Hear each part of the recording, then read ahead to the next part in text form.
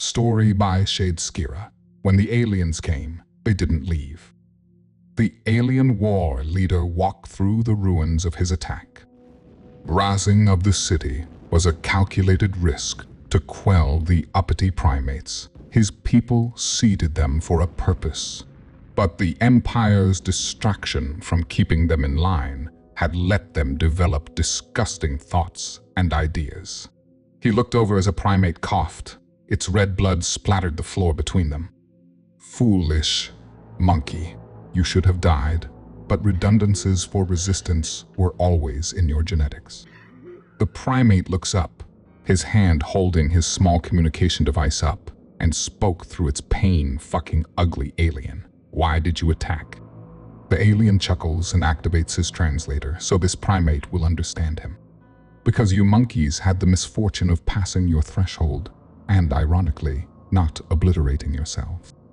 He snarled, walking towards the dying primate, his spear held tight.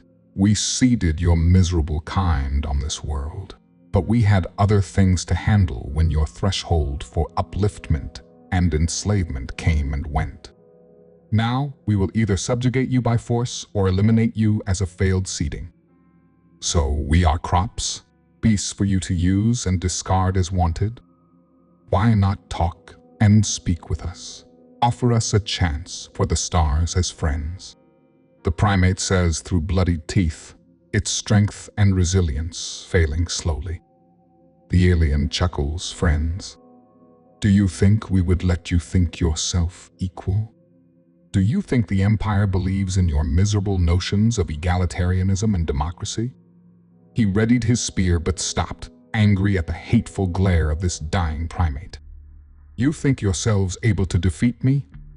Your kind are failures. You are bred and genetically engineered for violence and warfare, but you have stagnated in complacency and peace. Look at your world and tell me you think your world peace and equality is a path to advancement and power?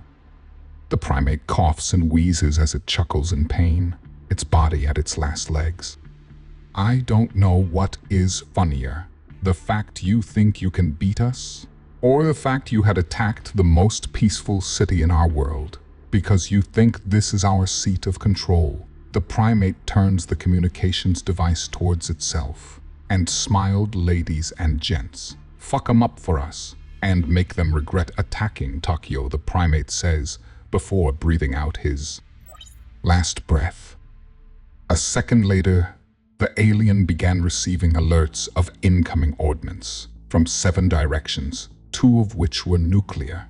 His ground forces at the edges of the city receiving fire from every direction, and 3 of his 6 cruisers in low orbit being hit by kinetic weapons with enough force to knock the shields offline.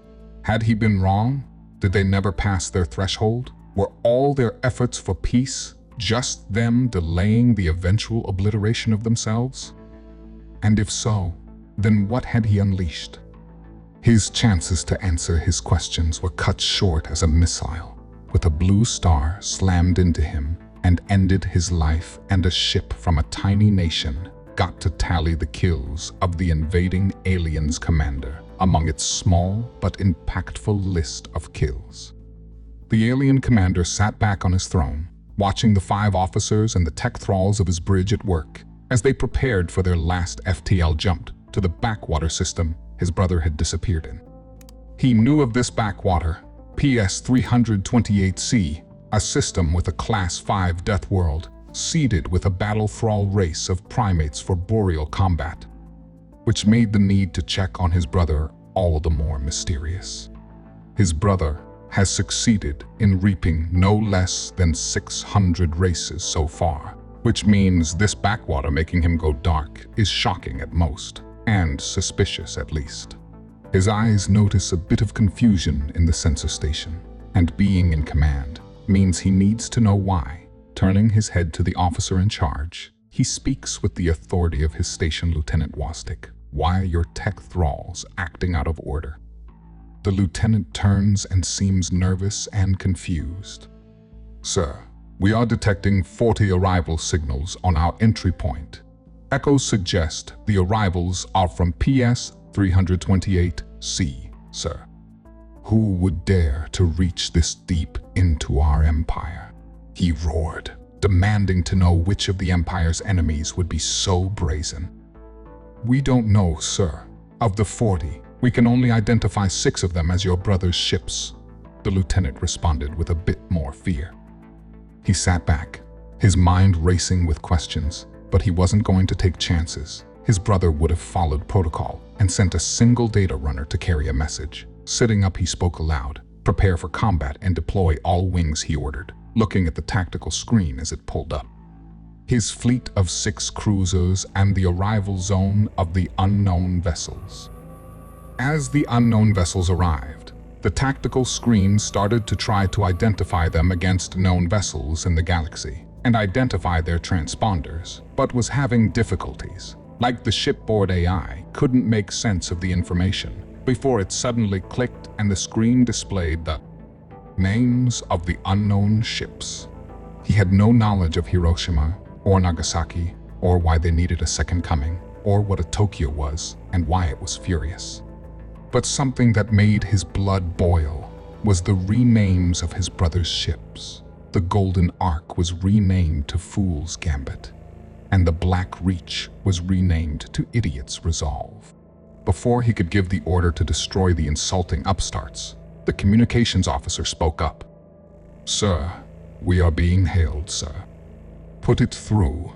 Let's see which enemy has new ships to their arsenal, he says, eager to find out to which of the other galactic powers he will be aiming his fleet at next. However, the face of a primate battle thrall of PS 328C was not what he was expecting, nor was that the signal was coming from a ship half the size of his. The primate was dressed in a primitive pressure suit of some kind, and smiled broadly, revealing the row of sharp incisors and canines. Before it spoke, the computer translating the words in real time. Greetings from Earth. We regret to inform you that you are about to trespass on United Earth territories. We recommend you turn around and order an emissary to be dispatched from your homeworld. Foolish monkey, your fleet is no match for mine, even with my brother's fleet on your side. Surrender, and we will spare more than half your population. He growled back, his fury boiling as this thrall race had the nerve to tell him what to do. To the bridge's collected surprise, the primate spoke back almost immediately, suggesting that they too had real-time translation software. I am sorry, but did you say brother? Its eyes narrowed with a new expression, the computer interpreting the facial cues as hate. He was a bit off-put by how much this primate's attitude had shifted at the simple mention of his kin, but decided to wave it aside. My family's noble bloodline is of no concern of yours, monkey. Surrender, and I'll be merciful in the execution of my duties. The primate frowned and looked away, its voice not being captured before it looked back and spoke. I am under orders to offer you 2 more chances to turn around or surrender. Failure to do either will be considered an act of aggression and will be met in kind. You dare tell me to surrender or flee? He roared in anger. These primates were sapping his limited patience and now had the gall to make demands like they were his equals. Last chance, surrender or turn around and leave. United Earth and its territories are not open to your empire. Failure to comply will be considered a full declaration of war with intent to eradicate and will be answered in kind. You have 2 hours to comply. Watanabe, out the primate, disconnected the hail, the ships arrayed against him showing spikes in power as they were preparing to fight. He stared at the display, stunned and in shock that a thrall race would dare to disconnect from him, to brush him aside in such disrespect of his heritage. Looking to the tactical display, he growled the next orders with malice and spite: destroy them all, make it swift, and let none escape. His bridge crew got to work, sending out the standard attack patterns, the movements meant to shield his cruisers as they got into attack range. His ears raised as his excitement over the coming slaughter grew. His tail wagged quickly as he was ready to see the primate's pathetic ship implode. But the sudden impact on his ship knocked him to the ground, his body feeling the motion dampeners catching the sudden deceleration just in time to save him. Looking up at the display with the state of his ship, he saw all his reverse engines had been destroyed. Not just that, 50 escort shield crafts in 3 lines were nothing but floating racks. What the fuck just happened? He roared, standing up again. We were hit by 3 kinetic weapons, sir. We lost our reverse engines, and we are bleeding atmosphere index 3 to 11, the engineering officer said back in a panic, frantically issuing damage control teams with his neural uplink. Sir, they hit out shield reactor. It's offline.